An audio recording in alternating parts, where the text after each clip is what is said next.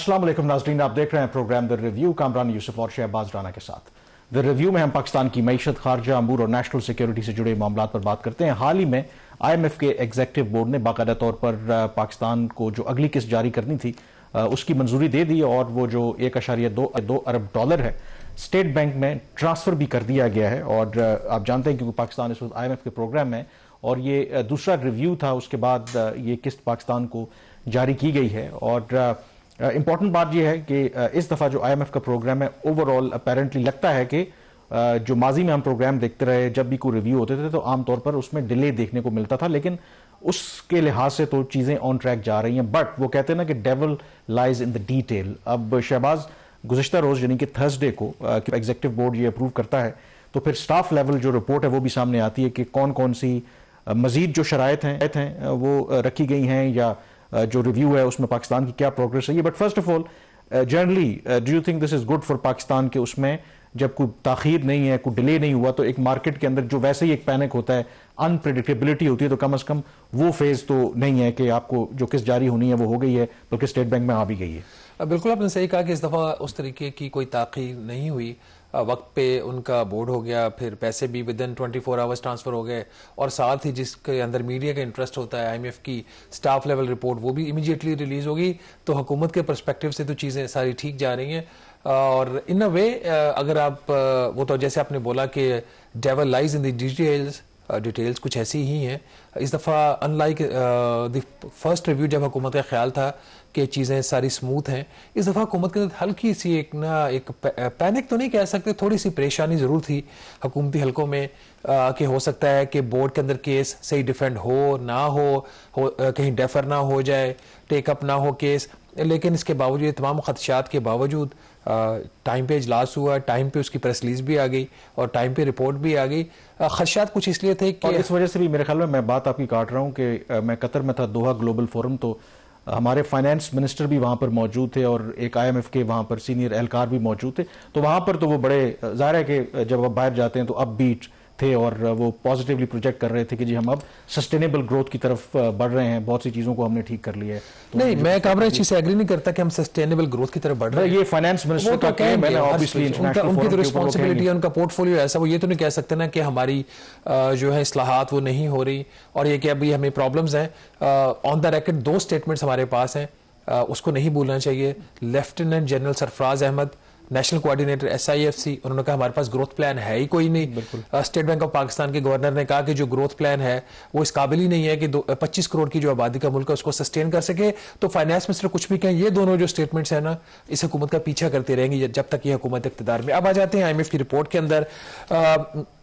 थोड़ा सा अगर ब्रीफली नाज़रीन को बता दें, इस आपको पता है कि पिछले साल मई में ये सिलसिला शुरू हुआ था IMF के प्रोग्राम का, फिर इसका अप्रूवल हुआ और ये दूसरा रिव्यू मुकम्मल हो गया। इस दफ़ा कुछ जो शराइत की रेशो है और नंबर ऑफ कंडीशन जो IMF पाकिस्तान के ऊपर लगा रहा है वो काफ़ी ज़्यादा है। अब तक 64 शराइत IMF पाकिस्तान के ऊपर इम्पोज कर चुका है। 7 अरब डॉलर का प्रोग्राम है, प्रोग्राम का साइज भी कोई इतना बड़ा नहीं और 11 नई शराइत पाकिस्तान के ऊपर लगाई गई है। इस दफा अहम बात यह है कि जहां जहां पे हुकूमत किसी चीज को इंप्लीमेंट करने में कामयाब नहीं हो रही, IMF 2 काम कर रहा है, या तो उसकी जो डेट है उसमें एक्सटेंशन दे रहा है या फिर उसके साथ एक नई शर्त भी आ जाती है। तो 11 शराइत की डिटेल्स 1 बाय 1 तो डिस्कस बाद में करेंगे। अगर ओवरऑल देखा जाए तो 4 मेजर एरियाज हैं जिसके अंदर ये जो शराइत है। एंटी करप्शन सबसे बड़ा एरिया वो है, क्योंकि आपको पता है governance and corruption diagnostic assessment report के बाद करप्शन के ऊपर काफी ज्यादा फोकस अब IMF का होने जा रहा है। 2 नई शर्तें इससे रिलेटेड, एंटी करप्शन से रिलेटेड 2 शर्तें रिलेटेड हैं इससे, जो इकोनॉमिक स्टडीज होंगी उसके मुताबिक हुकूमत को कुछ काम करने पड़ेंगे। फिर मार्केट के अंदर जो इस्लाहात हैं, खासतौर पर जो शुगर का सेक्टर है उससे, और 1-2 और जो इस्लाहात हैं जिसमें FBR भी शामिल है, उससे रिलेटेड भी इनकी कोई 3 शराइत हैं। और फिर जो गवर्नेंस से रिलेटेड पाकिस्तान के मसाइल हैं उससे रिलेटेड भी शराइत हैं। तो कामरान, ये 4 बड़े जो एरियाज हैं उसको IMF ने टारगेट किया है। इससे पहले कि हम 1 बाय 1 इन शराइत को डिस्कस करें, क्या ये गैर मामूली है कि in the middle of the programme, क्योंकि आमतौर पर जब आप प्रोग्राम निगोशिएट कर रहे होते हैं तो ब्रॉडर जो फ्रेमवर्क है, जो शराइत हैं वो उस वक्त तय होती हैं, तो क्या ये गैर मामूली बात है कि in the middle of the programme मजीद जो शराइत हैं वो इम्पोज की जा रही हैं, या it is a usual practice के होता है इस तरीके से? होता है, ऐसा नहीं है कि प्रोग्राम के अंदर चीजें ऐड भी होती हैं, डिलीट भी होती हैं, कंप्लीशन के ऊपर निकल भी जाती हैं। ओवरऑल जो प्रोग्राम है उसको 3 साइड से IMF जो है वो कवर कर रहा है। एक क्वांटिटेटिव परफॉर्मेंस क्राइटेरिया होते हैं, जिसका मतलब ये है कि ये तो करना ही करना है आपने, इसमें रिलैक्सेशन नहीं। अगर इसमें कोई प्रॉब्लम आया, ताखीर हुई, कोई कमी बेशी रहेगी, तो फिर IMF की बोर्ड से आपको वेवर लेना पड़ेगा। वो वेवर्स भी कुछ आए हैं, उसकी भी जिक्र करेंगे बाद में। दूसरा फिर इनके कॉन्टिन्यूस परफॉर्मेंस क्राइटेरिया होते हैं कि ये तो चीजें आपने थ्रू आउट द प्रोग्राम करनी है, ये टाइम स्पेसिफिक नहीं है। तीसरा फिर स्ट्रक्चरल बेंचमार्क्स हैं, जो क्रिटिकल एरियाज होते हैं। पाकिस्तान का सबसे बड़ा मसला इस्लाहात है, और इस्लाहात होती नहीं है। IMF का जो प्रोग्राम होता है वो फ्रंट लोडेड होता है टैक्सेस के साथ। जो असल काम करने वाला होता है वो बाद में होता है। जब तक हुकूमत ने करना तो हुकूमत भी थक जाती है, IMF भी क्या कह के थक जाता है, और वो होता नहीं, और फिर हम नए प्रोग्राम में चले जाते हैं। तो अनयूजुअल बिल्कुल नहीं है नई शराइत का शामिल होना, लेकिन जो नंबर्स ऑफ कंडीशन है वो अनयूजुअल जरूर है। पिछला जो रिव्यू था उसमें मेरा ख्याल गालिबन 11-12 नई शराइत ऐड हो गई थी। इस दफा फिर उन्होंने 11 शराइत को ऐड कर दिया है, तो टोटल जो शराइत है इस प्रोग्राम के लिए वो 64 हो गई है। और इंपॉर्टेंट ये है कि क्या ये शराइत पाकिस्तान के हक में है या पाकिस्तान के अवाम के हक में? मसलन अगर आप 1 by 1 डिस्कस भी करें कि उसमें उन्होंने कहा है कि जो हमारी करप्शन के हवाले से जो कमजोरियां हैं, वल्नरेबिलिटीज हैं, रिसेंटली IMF की रिपोर्ट भी बिलाखिर पाकिस्तान ने पब्लिक की थी, और करप्शन एक ऐसा इशू है कि हर पाकिस्तानी चाहता है कि इसको एड्रेस किया जाए। तो इसके हवाले से बेसिकली वो क्या कहना चाह रहे हैं, जो करप्शन वल्नरेबिलिटीज हैं, कि इन इशूज को एड्रेस करें?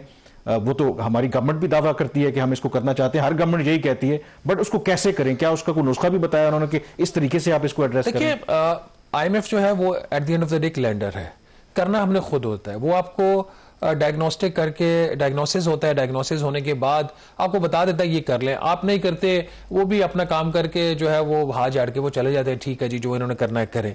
अब जो करप्शन की आपने बात की है, जो जब कोई करप्शन की प्रोसीड्स होती है वो किधर जाती हैं? वो असासों में ट्रांसफर होती है ना। पाकिस्तान के अंदर आपको एहसासा बनाएंगे, पाकिस्तान के बाहर बनाएंगे। तो IMF का ख्याल ये है कि जैसे अब जो सिविल सर्वेंट्स है, ये एक बहुत ही अहम जुज्व है पाकिस्तान का जो गवर्नेंस का स्ट्रक्चर है। और कहा यह जाता है कि ब्यूरोक्रेसी के अंदर बहुत ज़्यादा करप्शन है। बात होती है पॉलिटिशियंस की, होती है फौजियों की बात होती है, जो ब्यूरोक्रेसी की करप्शन है उसके ऊपर उस तरीके से बात नहीं होती। तो इसलिए पहले तो IMF ने यह शर्त लगाई थी कि जो सिविल सर्वेंट्स हैं पाकिस्तान के, जो सरकारी मुलाजिमीन है ग्रेड 17 से 22, उनके असासे पब्लिक किए जाएँ। तो चूंकि एक कानून था, उसकी राह में रुकावट था, तो कानून में इन्होंने अमेंडमेंट कर दी। अब अगली शर्त यह आ गई है कि अगले साल दिसंबर 2026 तक इन तमाम अफसरान के आपने असासे पब्लिक करने। ये नई शर्त शामिल आ गई है प्रोग्राम के अंदर। अब इसके अंदर कहा यह जाता है कि कोई इतना इफेक्टिव टूल नहीं होगा। अब जो करप्शन करता है वो अपने नाम पे तो असासे नहीं बनाता है, कि एक तासुर ये भी है। लेकिन बहरहाल जो भी है, एक IMF की तरफ से इसके ऊपर एक अटेम्प्ट है। फिर एक और जो करप्शन से रिलेटेड एक चीज जो IMF ने कही है कि पाकिस्तान के जो वो इदारे हैं, सरकारी इदारे जिनमें सीवियर करप्शन, जो लफ्ज़ उन्होंने इस्तेमाल किया ना, सीवियर का इस्तेमाल किया हुआ है कि identify and mitigate severe corruption vulnerabilities. 10 सरकारी इदारों में जो जहां पे करप्शन की सबसे ज्यादा चांस, हमें पता है वो 10 इदारे कौन से, आप नाम ले ना ले सबको पता है। इन्होंने आइडेंटिफाई किया या इन्होंने कहा जी आप आइडेंटिफाई करें 10 इदारों को, आइडेंटिफाई करके उसका एक एक्शन प्लान दें कि इनमें करप्शन कैसे खत्म हो सकती है। अब जो गवर्नेंस वाली रिपोर्ट थी उसके अंदर जो 3 उन्होंने मेजर, खुद IMF ने कहा जो लोगों की परसेप्शन है पाकिस्तान, ये रिपोर्ट के अंदर लिखा हुआ कि लोगों की परसेप्शन ये है कि जुडिशरी के अंदर बहुत ज्यादा करप्शन है, लोगों की परसेप्शन है कि पुलिस के अंदर बहुत ज्यादा करप्शन है, और लोगों की परसेप्शन ये है कि जो पब्लिक प्रोक्योरमेंट्स होती हैं उसमें बहुत ज्यादा करप्शन है। और ये परसेप्शन नहीं है, ये रियलिटी है। हम सेफली प्ले कर रहे हैं कि जाहिर है कि जब आप बात करते हैं, बट इन एनी केस अगर आप पब्लिक इदारों से आपका वास्ता पड़े तो आपको पता है कि वहां पर क्या पब्लिक प्रोक्योरमेंट में कौन कौन इन्वॉल्व होता है? सरकारी लोग ज्यादातर होते हैं ना जिन्होंने करनी। मुझे खुद बहुत सारे वाकयात का पता है जहां पे पेपरा के जो रूल्स को मॉडिफाई किया गया, उनको बेंड किया गया लोगों को अकोमोडेट करने के लिए। तो इसलिए लोग तो कहते हैं ना, थाना कचहरी से कहते हैं कि अल्लाह माफ करे कभी किसी का वास्ता ना। तुम्हारे सामने एक विक्टिम बैठा हुआ है बिल्कुल ना। और गिवन द फैक्ट के लेट्स एक्सेप्ट द फैक्ट कि एज अ सहाफी हम अपने आप को प्रिविलेज समझते हैं इधर उधर करके, but in any case in that scenario भी आपको काफी मतलब रगड़ा खाना पड़ता है। तो आप तसव्वुर करेंगे कि जो आम शख्स है उस पर क्या गुजरती होगी, उसका मतलब किस तरीके से वो रोजमर्रा के जो मामलात उनको डील करता होगा। तो मेरे ख्याल में इसको तो लोग मतलब ये उन्होंने आपने बात की करप्शन के वजह से IMF ने आपको ये 2 बातें करने की मेजर जो नई दो शर्तें आई हैं। फिर एक तीसरी जो पहले पुरानी शर्त थी कि ये जो governance and corruption diagnostic assessment report है उसके साथ आपने एक एक्शन प्लान भी देना है। कि आपने ये ठीक आइडेंटिफाई तो कर लिया यहाँ पे करप्शन, तो आगे क्या करना है। तो आगे क्या करना है उसको करने की जो तारीख थी, प्लान की सिर्फ तारीख, वो अक्टूबर थी, उसको IMF ने एक्सटेंड कर दिया है दिसंबर तक, मतलब इस महीने के आखिर तक हमें प्लान बना के दें। IMF की तरफ से कोशिश हो सकती है, करना हमारे इदारों ने है। फिर जो एक और जो असल जो चीज़ है जिसके ऊपर बात कर रहे हैं, जो एलीट कैप्चर है, जिसके बारे में साबिक वज़ीर-ए-आज़म इमरान खान साहब भी बात करते थे, ये हुकूमत भी बात करती है कि जो अशराफिया का कंट्रोल हम ख़त्म करना चाहते हैं, लेकिन सब ने अशराफिया के कंट्रोल को मजबूत किया है। खान साहब ने भी मजबूत किया, उनके दौर में जो शुगर सेक्टर में होता रहा है, और शहबाज शरीफ साहब के दौर में जो शुगर सेक्टर के अंदर है, सबके सामने कहानी, मुझे और आपको उसको रिपीट करने की उसको ज़रूरत नहीं है। बट उसके अंदर जो सबसे अहम बात उन्होंने कही है, अब हुआ ये था, अब इसका एक बैकग्राउंड है, हुआ ये था कि IMF की एक शर्त है कि थ्रू आउट द प्रोग्राम आपने कोई नई टैक्स एग्जम्पशन नहीं देनी। हुकूमत ने जुलाई में बड़ी खामोशी से उन्होंने जो शुगर की इंपोर्ट के ऊपर कोई 55% के करीब जो टैक्सेस थे, इंपोर्ट ड्यूटीज थी, उसको उन्होंने छूट उसकी दे दी। क्यों छूट? इसलिए दी कि अगर वो छूट ना देते तो जो चीनी बातचीत दरामद हो रही थी वो वैसे महंगी थी, उसकी और 55-60% वो महंगी हो जाती। तो अपने ही गलत फैसले को छुपाने के लिए उन्होंने ये हरकत की। उसका नतीजा क्या निकला? अब इस दफा IMF पता क्या कर रहा है, जो मुझे लग रहा है कि ठीक है आपने हमें यहाँ पे तो डिसीव कर दिया, आपने भी यहाँ तो आप हमें नेविगेट करके निकल गए, डिफ्लेक्ट करके निकले, अब आप अगली तरफ आ जाए। अब आगे उन्होंने क्या किया, उन्होंने कहा जी कि फेडरल और प्रोविंशियल जो गवर्नमेंट्स हैं वो इस बात पे इत्तेफाक करेंगी, एक नई शुगर मार्केट लिबरलाइजेशन की पॉलिसी लाएंगे। फेडरल और प्रोविंशियल गवर्नमेंट दोनों इस पे इत्तेफाक करेंगे उस पॉलिसी के ऊपर, और पाकिस्तान की जो फेडरल काबीना है, वफाकी काबीना, ये इसकी मंजूरी देगी जून 2026 तक शुगर सेक्टर को कैसे आपने आजाद करना है ये शुगर बैरन्स इनके कंट्रोल से। इसमें इन्होंने काम कौन कौन से करने होंगे? लाइसेंसिंग, क्योंकि शुगर मिले तो अब चंद किसी को लाइसेंस मिलते हैं, लाइसेंसिंग रिजीम होना ही नहीं चाहिए। ये तो लाइसेंस का राज तो इंडिया में भी 90s में खत्म हो गया था, हमारा अभी तक चल रहा है। तो लाइसेंसिंग रिजीम का क्या करना है, प्राइस कैसे आपने कंट्रोल करनी है, नहीं करनी, क्योंकि IMF तो फ्री मार्केट की बात करता है। फिर इंपोर्ट एक्सपोर्ट की आपने परमिशन जो रखी हुई है बीच में, आप इंपोर्ट के ऊपर पाबंदी लगाई हुई है, सॉरी आप ना इंपोर्ट करने दे रहे हैं ना एक्सपोर्ट करने दे रहे हैं। उधर से आप जो गन्ने की कीमत उसको अपने मार्केट के ऊपर छोड़ दिया, हाफ हार्टेड इनकी जो लिबरलाइजेशन होती है। फिर इससे रिलेटेड जो और जो चीजें हैं, जोनिंग, बहुत सारे जोन्स बने हुए हैं कि कहाँ शुगर मिल लग सकती है, कहाँ नहीं लग सकती। ये क्लियर टाइमलाइन के साथ IMF ने आपसे प्लान मांग लिया, ये सबसे बड़ी चीज है। हुकूमत ने IMF को डिफ्लेक्ट किया, IMF की शर्त को ब्रीच किया। IMF एक और शर्त के साथ आ गया कि ठीक है बच्चों, अगर आप लोगों ने इधर से काबू नहीं आना तो फिर आप इधर से हम सीधा आपके ऊपर हाथ डालेंगे। तो ये इसकी मुझे इस चीज कम से कम इस शराइत के अंदर बड़ी जान लगी। मेरे ख्याल में जो अभी तक शराइत हमने डिस्कस की है, पाकिस्तान के हर पाकिस्तानी का इशू, और हर पाकिस्तानी जो चाहता है कि करप्शन का खात्मा हो, जो elite capture of the economy की आपने बात की है, शुगर सेक्टर की बात की है, यहाँ पे चंद लोगों की जो इजारादारी होनी चाहिए। यहाँ पे ब्रेक लेंगे, ब्रेक के बाद कुछ और जो शराइत लगाई हैं IMF ने उसका भी जिक्र करेंगे, खास करके जो पावर सेक्टर के अंदर किस तरीके से जो लॉसेज हैं उनको कम किया जाए, प्राइवेट सेक्टर को शामिल किया जाए, और फिर जो फॉरेन रेमिटेंसेस के हवाले से भी कुछ जो शराइत हैं वो आयद किए IMF ने। ब्रेक के बाद इसका तस्करा करेंगे।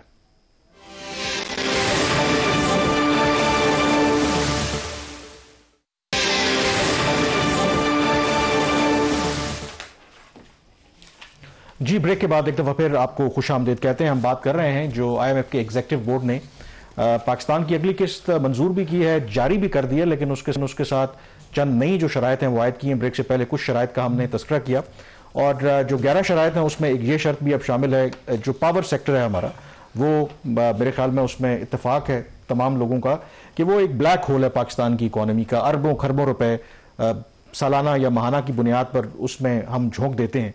उसके हवाले से भी उन्होंने कोई नई शराइत आयद की हैं, और वो कितनी काबिल अमल है। डोंट फॉरगेट के जो सक्सेसिव गवर्नमेंट्स, ये गवर्नमेंट खास करके जो प्राइम मिनिस्टर शहबाज शरीफ हैं, इनका पावर सेक्टर के ऊपर बहुत ज्यादा फोकस रहा है कि किसी तरीके से ये सर्कुलर डेट, ये लॉसेस खत्म किए जाएं। Yet IMF suggesting something more. कल के प्रोग्राम में डिटेल में बात करेंगे कि ये जो पावर सेक्टर का जो ये दावा करते हैं कि हमने बहुत ज़्यादा बेहतरी ली, उसमें कितनी बेहतरी आई है, कितनी नहीं आई, और ये क्या बजट से ही पैसे दे के उसको बेहतरी को दिखाया जाए, इस पर कल डिटेल में बात करेंगे। लेकिन आपने सही कहा, पावर सेक्टर का फोकस गवर्नमेंट का भी है, प्राइम मिनिस्टर का भी है, इनका IMF का भी है। तो इसके हवाले से जो एक नई शर्त उन्होंने ऐड की है कि दो जो पावर डिस्ट्रीब्यूशन कंपनी है, हैदराबाद की और सक्खर की, हुकूमत ने कहा कि इसको तो हम बेच नहीं सकते। तो उन्होंने कहा जब प्राइवेट सेक्टर मैनेजमेंट का कोई इसका कोई फ्रेमवर्क तैयार कर लें, तो इसमें IMF ने को कहा जी कि प्राइवेट सेक्टर पार्टिसिपेशन आप करवाएं किसी तरीके से, वो उसके अंदर एक चीज़ है। बट इससे कोई इतना फर्क इसलिए पड़ने नहीं वाला कि सखर और हैदराबाद की जो पावर डिस्ट्रीब्यूशन कंपनी है उसके ऊपर फेडरल गवर्नमेंट का इतना उस तरीके से उसके ऊपर असरअंदाज नहीं हो पाती, क्योंकि as per the power sharing arrangement ये जो दो पावर डिस्ट्रीब्यूशन कंपनीज हैं इसके हवाले से जो इसकी गवर्नेंस और मैनेजमेंट है इसके हवाले से जो फैसले हैं वो पाकिस्तान पीपल्स पार्टी की मुशावरत के बगैर नहीं हो सकते। तो जब एक से ज़्यादा प्लेयर्स होते हैं तो फिर उसमें इश्यूज भी आते हैं।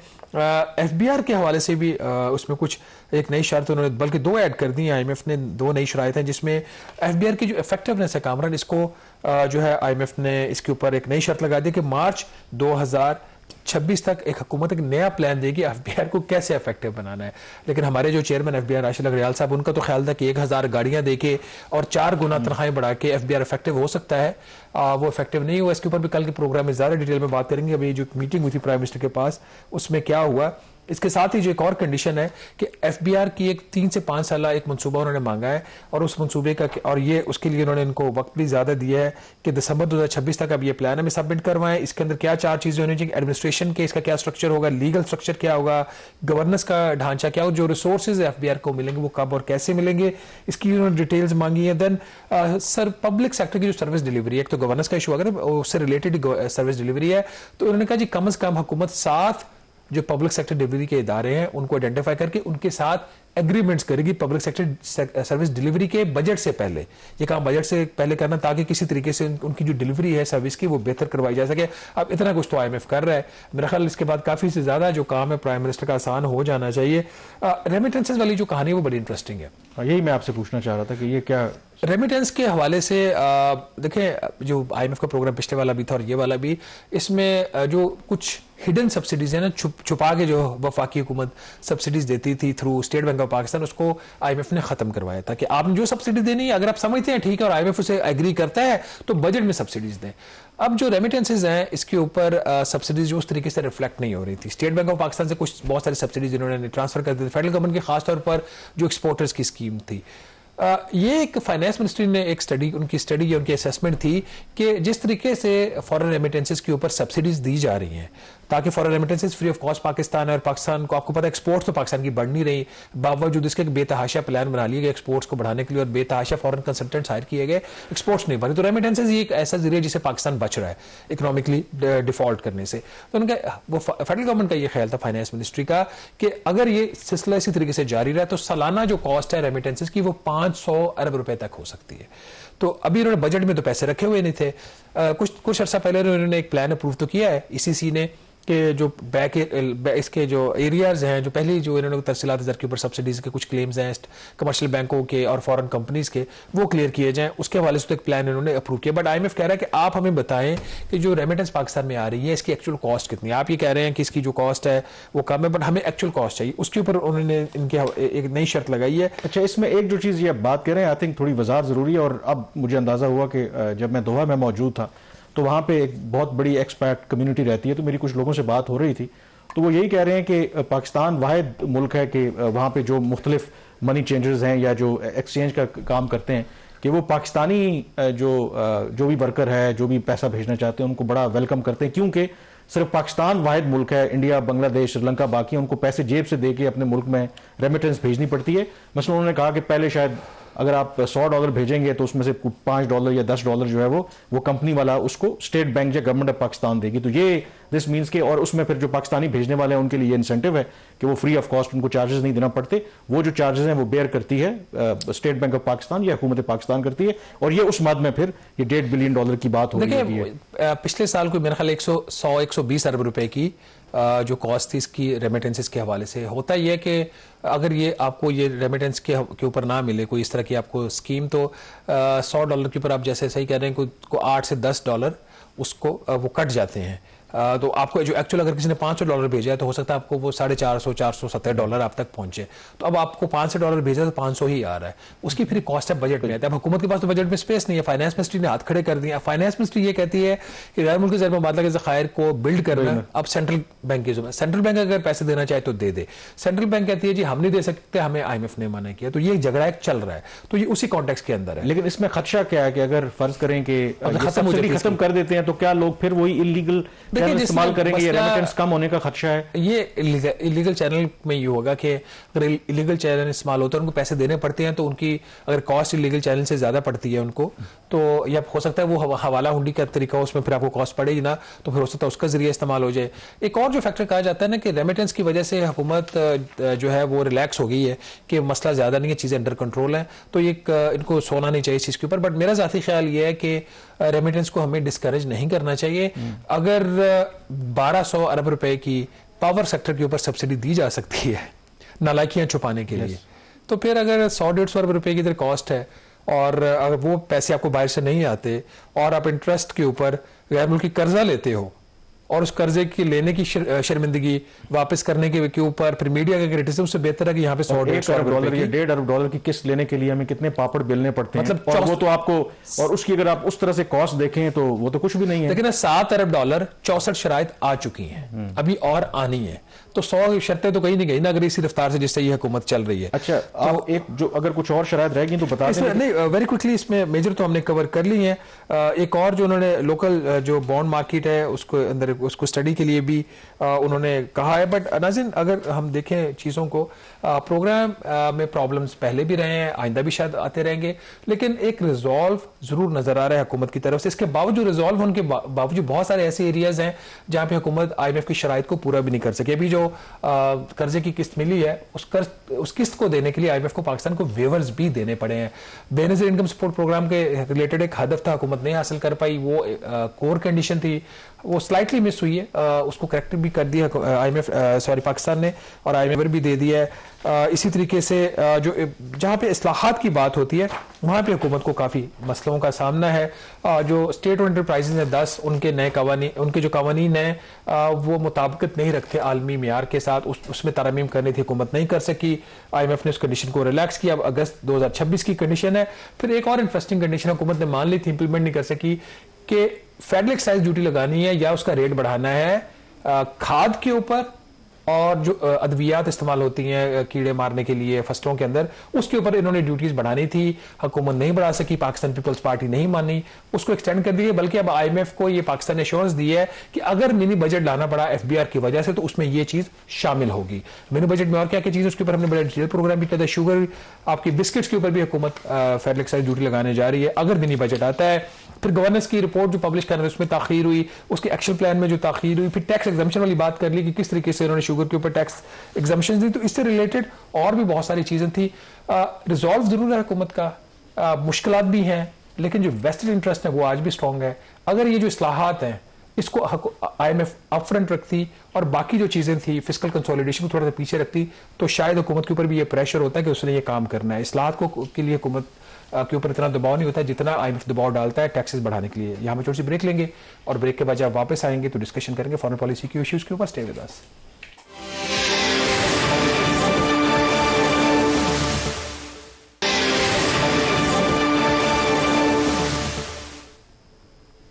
जी, ब्रेक के बाद एक दफा फिर आपको खुशामदीद कहते हैं। पाकिस्तान और अमेरिका के दरमियान जब से अमेरिकी सदर ट्रंप दोबारा सदर मुंतखब हुए हैं तो ताल्लुकात में एक गैर मामूली तब्दीली आई है, और ऐसी तब्दीली आई है कि किसी के वहमो गुमान में भी नहीं था कि ट्रंप की दूसरी टर्म में इस तरीके से दोनों मुल्कों के दरमियान ताल्लुकात बेहतर होंगे। तो पहले तो बयानात की हद तक, यानी कि पाकिस्तान की तरफ से भी उनको नोबेल प्राइज़ के लिए मुंतखब किया गया। फिर जो पाकिस्तान भारत लड़ाई हुई उसके बाद अमरीकी सदर मुसलसल पाकिस्तान की जो मिलिट्री और जो सिविलियन क़यादत है उसकी तारीफ करते नजर आते हैं। लेकिन अब वो जो दोनों मुल्कों के दरमियान बज़ाहिर एक आपको ताल्लुकात में गर्मजोशी नजर आती है, वो ट्रांसलेट भी हो रही है समथिंग प्रैक्टिकल। और इसी हफ्ते जो डेवलपमेंट हुई है तो ट्रंप इंतजामिया ने अप्रूव की है, एक मेजर सेल है पाकिस्तान की जो F-16 फाइटर जेट्स हैं अमेरिकन मेड, उनकी अपग्रेडेशन के हवाले से $686 मिलियन की जो उन्होंने एक प्रोग्राम जो है अप्रूव किया है। और उस प्रोग्राम के नतीजे में जो पाकिस्तान का मौजूदा F-16 का फ्लीट है, जो इससे पहले वाले थे और जो लेटेस्ट बाद में हमने 9/11 के बाद में भी जो लिए थे, तो उसकी अपग्रेडेशन होगी। और उसकी अपग्रेडेशन के नतीजे में कहा जाता है कि जो करंट हमारे पास फ्लीट है को अराउंड 80+ F-16 फाइटर जेट्स हैं, वो 2040 तक के लिए उस तरीके से बड़े कारआमद रहेंगे। तो ये सिग्निफिकेंट शहबाज डेवलपमेंट है, क्योंकि पाकिस्तान जब से F-16 उनसे लिए थे और जाहिर है कि उसकी मेंटेनेंस के लिए, उसकी अपग्रेडेशन के लिए आपको ऑन एंड ऑफ वहाँ से जो पुर्जे चाहिए, जो बाकी चीज़ें खरीदारी करनी पड़ती है। बट जब दोनों मुल्कों के दरमियान ताल्लुकात में आम तौर पर जब तनाव रहा तो फिर इस मामले में कोई अमेरिका इतना फोर्थ कमिंग नहीं रहा। फिर अमेरिका की जो भारत के साथ एक स्ट्रेटेजिक पार्टनरशिप बढ़ी तो भारत को भी हमेशा ये खटका रहता है कि जो F-16 अमेरिका ने पाकिस्तान को दिए हैं उससे उनकी कौमी सलामती को खतरा है। तो पाकिस्तान ने इस अपग्रेडेशन कौमी सलामती को JF-17 से खतरा है, उनको F-16 से नहीं है। लेकिन F-16 उनका ये ख्याल है कि वो फर्दर री इन्फोर्स करता है। इसमें नो डाउट कि अब JF-17 और J-10C वगैरह ये चाइना के ऊपर जो हम रिलाई करते हैं, बट इवन अगर if you talk to military experts या एयरफोर्स के लोगों को, F-16 still is a very powerful machine जो आपके दिफा के लिए बड़ी जरूरी है। तो पाकिस्तान ने बेसिकली रिक्वेस्ट की थी 2021 में इसकी अपग्रेडेशन के लिए। बाइडन उस वक्त प्रेसिडेंट थे, बाइडन का पाकिस्तान से मुताल्लिक जो बिल्कुल एक रवैया मुख्तलिफ था, तो वो डिले होता रहा। उन्होंने पाकिस्तान को उस तरीके से उन्होंने इतने फोर्थ कमिंग नहीं थे और पाकिस्तान की रिक्वेस्ट को एक्सेप्ट नहीं किया। बट अब ये फैसला आया है और बाकायदा तौर पर जो उनकी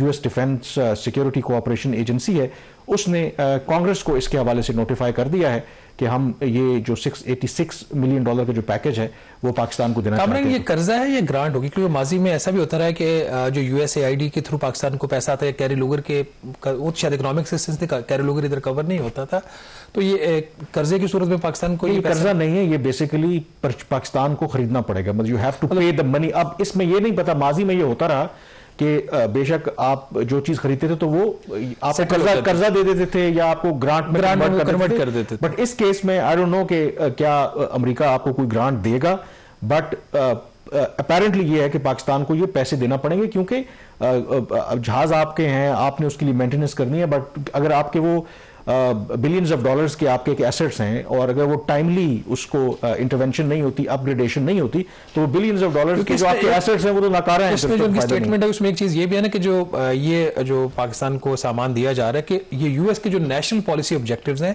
उसको भी ये स्ट्रेंथन करेगा। तो अगर यूएस के नेशनल पॉलिसी ऑब्जेक्टिव को स्ट्रेंथन कर रहा है तो पॉसिबिलिटी तो ये होनी चाहिए इसके अंदर कुछ ग्रांट का भी कंपोनेंट होना चाहिए। देखें, उसके लिए उनको जस्टिफाई करना पड़ता है ना, एक बड़ा एक डेलिकेट बैलेंस उनको मेंटेन करना पड़ता है। और इसमें जो जैसे मैंने पहले जिक्र करा था कि भारत के साथ जो अमेरिका के ताल्लुकात जब बढ़े, दो अभी तनाव है, तो उस वक्त फिर अमेरिका जो है थोड़ा सा बैलेंस मेंटेन करने की कोशिश करता रहा और वो ये कहता था कि जो हम F-16 पाकिस्तान को दे रहे हैं उसका प्राइमरीली जो पर्पस है वो काउंटर टेररिज्म ऑपरेशन के लिए, उसका पर्पस इंडिया के खिलाफ इस्तेमाल करना नहीं है। तो यहाँ पर वो जो कंसर्न्स है उनको एड्रेस करने की कोशिश कर रहे हैं कि ये जो अमेरिका पाकिस्तान के F-16 जो फाइटर जेट्स हैं उनको अपग्रेड कर रहा है उसका वो सर्व करता है अमेरिका के अपने जो नेशनल सिक्योरिटी इंटरेस्ट हैं। और ज़ाहिर कांग्रेस में जाता है तो कांग्रेस को भी आपने बताना होता है और उसमें उन्होंने जिक्र किया है कि जो काउंटर टेररिज्म जो कोऑपरेशन है उसमें ये मददगार साबित होगा और इसमें अमेरिका का इंटरेस्ट है। बट ऑब्वियसली इसकी लार्जर जो इम्प्लीकेशंस बिल्कुल हैं और इंडिया इससे बिल्कुल खुश नहीं होगा क्योंकि इंडिया का ख्याल है कि ऑलरेडी जो में उनके साथ हुआ, हम चाइना के साथ हमारी एक बड़ी रोबस्ट कोऑपरेशन है डिफेंस की बात करें और आपके ये जो F-16 फाइटर जेट्स हैं अगर ये अपग्रेड होते हैं और उसमें जो उन्होंने इस लेटर में जिक्र भी किया है जो उनकी तरफ से आया है तो उसमें बेसिकली एक जो लिंक 16 की बात की जा रही है। ये एक ऐसा कमांड कंट्रोल और कम्युनिकेशन इंटेलिजेंस सिस्टम है जो आपको एक सिक्योर है, real time communication network provide करता है और जो अमेरिका और उसके इत्तेहादी इस्तेमाल करते हैं। फिर ये जो सिस्टम है इसको आप जैम नहीं कर सकते, जो आपका एडवर्सरी है, जो ग्राउंड पर एसेट्स हैं। और ये जिसमें उन्होंने खुद कोट एंड कोट उन्होंने कहा है कि इट प्रोवाइड्स वॉर फाइटर की theatre functions such as surveillance, identification, air control, weapons, engagement, coordination and direction for all services and allied forces। और ये मेरे ख्याल में एक बड़ा क्रिटिकल एक एलिमेंट है कि आपका जो F-16 फाइटर जेट्स भी अगर आप उस तरीके से अपग्रेड हो जाते हैं। मई में जो हमारी झड़प हुई थी भारत के साथ तो उसमें पाकिस्तान ने जो एक इंडिजिनस सिस्टम ये पूरा एक सिक्योर सिस्टम डेवलप किया था उसी से भारत को सरप्राइज मिलेगा। तो अगर ये F-16 भी हमारे फर्दर अपग्रेड होते हैं तो डेफिनेटली ये हमारे जो एयर डिफेंस है, हमारी जो फिजाई जो सरहदें हैं उसको मजीद स्ट्रेंथन करने में मदद मिलेगा। एंड ऑफ कोर्स हम ये F-16 जो है काउंटर टेररिज्म के लिए भी इस्तेमाल करते रहे हैं। एंड गिवन कि हमारी अफगानिस्तान के साथ जो मामला चल रहे हैं और जो इस वक्त टेंशन चल रही है, यू नेवर नो कि अगर आपको कोई ऑपरेशन करना पड़ता है, वैसे तो ड्रोन्स इस्तेमाल होते हैं, इवन F-16 भी जो हैं उसमें इस्तेमाल हो सकते हैं। तो क्लियरली यहाँ पर जो ट्रंप के साथ आपके मामला बेहतर हुए हैं नतीजा उसका ये निकल रहा है कि आहिस्ता आहिस्ता उसके जो टेंजेबल अगर हम इसको कंक्लूड कर सके तो एक बात बड़ी इसमें वाज़ेह है कि पाकिस्तान की ये जो पॉलिसी है कि उसके अपने नेशनल इंटरेस्ट में जहाँ पे उसके अपने ताल्लुकात का इस्तेमाल करते हुए चाहे वेस्टर्न कैंप से या चाइनीज़ कैंप से पाकिस्तान को जो भी बेनिफिट मिल सका in the best of national interest of Pakistan तो उसको लेना चाहिए। मेरे ख्याल इसमें कोई हर्ज भी नहीं। और हमारे पास चूंकि चाइनीज़ टेक्नोलॉजी भी है, अमेरिकन टेक्नोलॉजी भी है, तो जो पास्ट टेक्नोलॉजी है ओल्ड टेक्नोलॉजी उसको अपग्रेड करना भी मेरे ख्याल में एक आइडियल इस वक्त सिचुएशन है पाकिस्तान की। अगर आप ताल्लुकात की बात करें तो अमेरिका के साथ भी आपका बड़ा ज़बरदस्त टाइम चल रहा है, चाइना आपका एक पार्टनर है और रूस के साथ भी बड़ी ताकत ताल्लुकात। बल्कि आज तुर्कमेनिस्तान में एक जो रीजनल समिट हुआ तो वहां पर कुछ जो इमेजेस और तस्वीर सामने आई हैं, रूस के सदर व्लादिमीर पुतिन के साथ पाकिस्तान के प्राइम मिनिस्टर देखे गए हैं, तुर्की के सदर भी वहां पर मौजूद हैं। और इस वक्त जो सिचुएशन है कम से कम फॉरेन पॉलिसी फ्रंट के ऊपर जो तमाम बड़ी ताकतें और डोंट फॉरगेट फिर जो अरब कंट्रीज हैं उनके साथ भी हमारे जो ओल्ड ट्रेडिशनल जो रिलेशनशिप हैं वो रिवाइव हुए हैं। तो at least on the foreign policy front कुछ जो सबरात हैं आपको अब उसके नजर आ रहे हैं। यहाँ पे ब्रेक लेंगे, ब्रेक के बाद जिक्र करेंगे उस बड़े तारीखी और लैंडमार्क फैसले का कि जिससे मेरे ख्याल में पाकिस्तान की सिविल मिलिट्री की जो तारीख है उस पर दूर असरात मुरतब होंगे। ब्रेक के बाद उसका जिक्र करेंगे।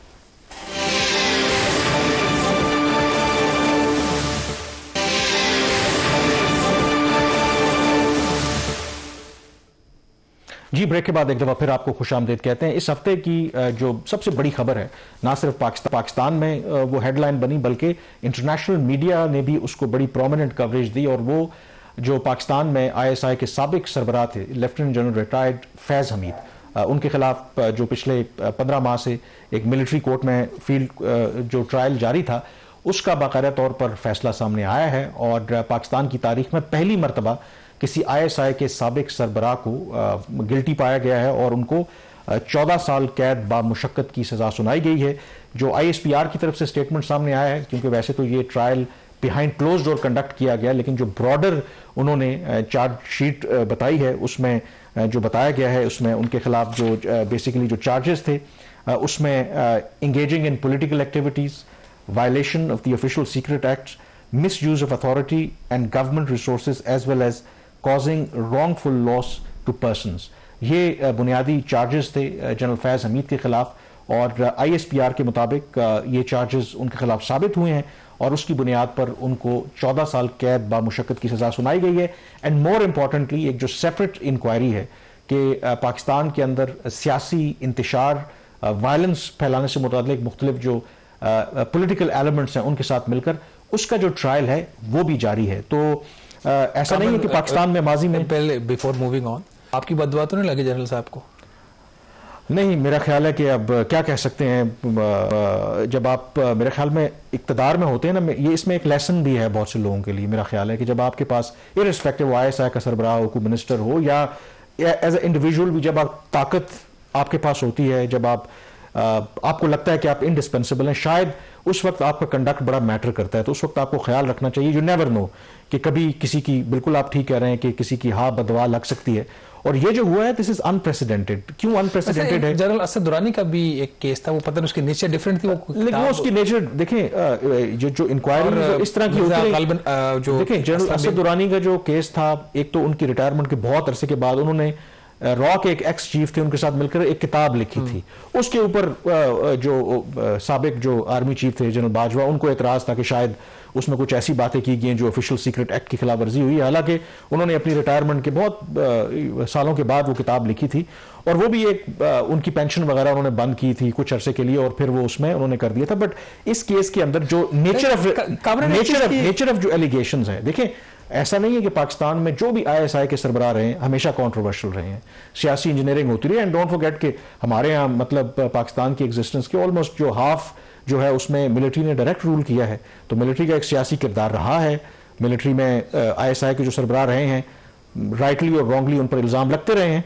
प्रॉब्लम ये रहा है कि कभी भी उनके खिलाफ कोई इंक्वायरी नहीं हुई। अस्कर खान केस फेमस भी था उस वक्त, अगर आपको याद हो, सुप्रीम कोर्ट ने कहा था कि इनके खिलाफ आप, जनरल असद दुरानी का भी नाम था और असगर खान केस में और असलम बेग का कि उनके खिलाफ आप कार्रवाई करें, लेकिन वो कार्रवाई करने से इनकार कर दिया था। उस वक्त जनरल अशफाक परवेज कियानी थे कि जो गड़े मुर्दे हैं उनको हम दोबारा नहीं उखाड़ सकते। इस केस के अंदर भी जो इनिशिएट हुई है इंक्वायरी वो सुप्रीम कोर्ट से हुई थी, एक प्राइवेट हाउसिंग सोसाइटी थी, उसका केस था।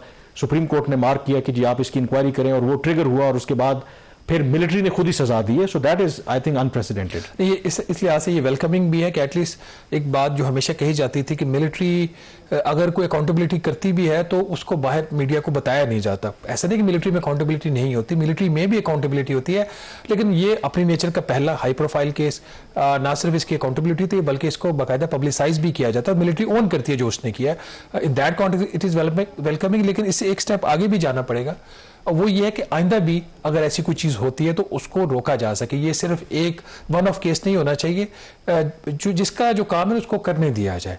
मिलिट्री अपना काम करे, सिविलियंस अपना काम करे, मीडिया अपना काम करे, तो चीजें ठीक होना शुरू हो जाएंगी। एक प्रेसिडेंट तो अपसेट हो गया है ना कि आप अगर आई एम श्योर कि जो एग्जिस्टिंग हैं या आगे जो आने वाले हैं कि यू नेवर नो कि आपके खिलाफ भी इस तरह की कार्रवाई हो सकती है।